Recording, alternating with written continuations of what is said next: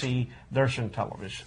That's right. And I think by having that live interactive exchange with the candidates, you learn sometimes a little bit more about them because, you know, we always do things in the subconscious. We look at their body language. We look into their eyes and we see whether we can connect with those individuals. So television is a very important medium, and by maintaining a local presence here in D.C., we actually have quite great access to those candidates. The most powerful city in the most powerful nation.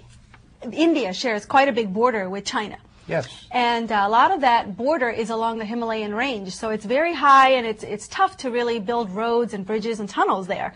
But for the last several years, China has been building up quite a lot of civilian infrastructure and military infrastructure on their side of the border. Well, India is finally responding after years of being accused of just sitting around and doing nothing.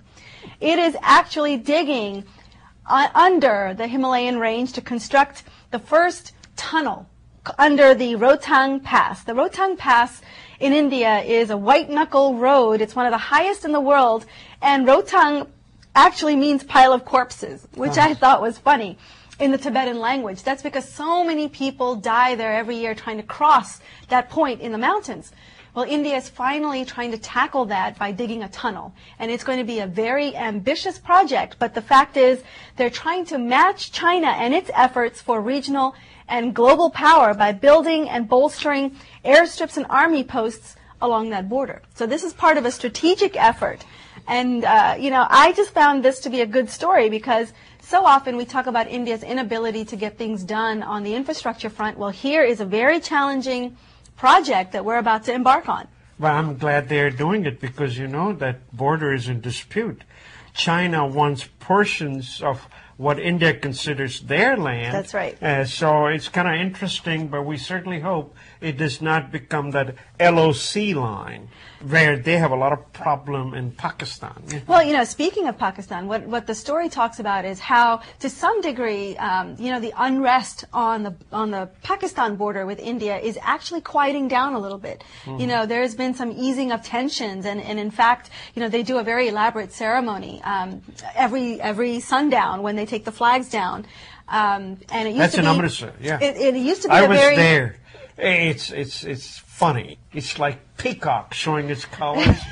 Both sides do that march where they raise the legs almost up to their chest, and they look at their mustaches and all of that. It's kind of funny to see that. But that's what it's supposed to be. Both parties understand that this is for the public because there's a whole lot of public that's looking on the Pakistan side as well as on the Indian side, and they clap and they holler and hooter. There's and pomp all and of ceremony that. to the whole event. It's a show of strength on both sides. That's right. It's an acknowledgement of the border, but it's certainly not what you would call friendly. But these days, the tensions have been easing a little bit, and so it's not quite as tense as it used to be.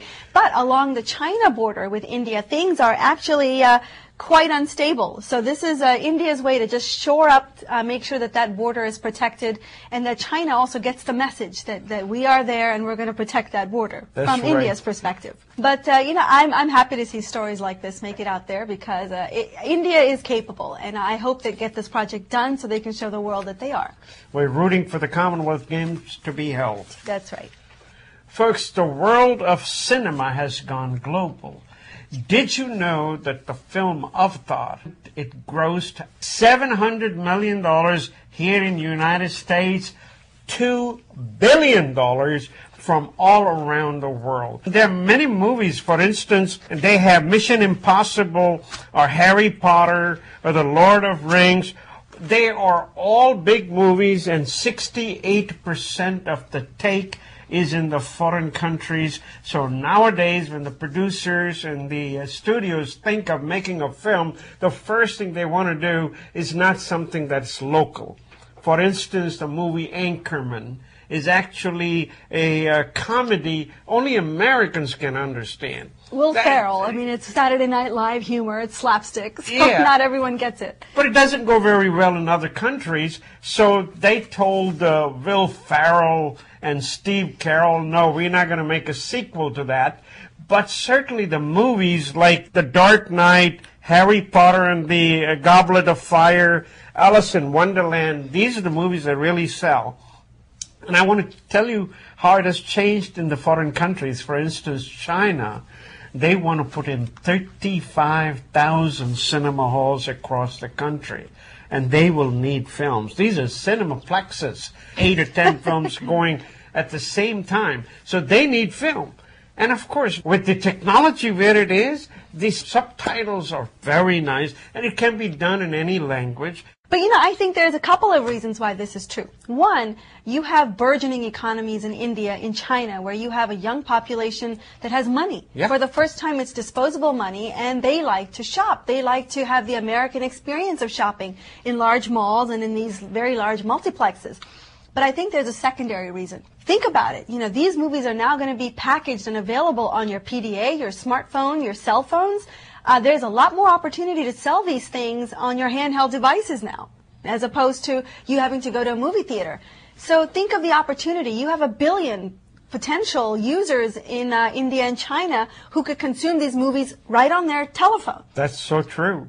I mean, that is one of the biggest reasons that it goes all over the world, in Europe and Africa and the other places too. Well, here's a great example of exactly what you're talking about, Ramesh.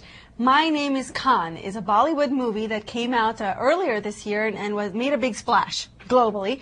And it's now coming out on DVD.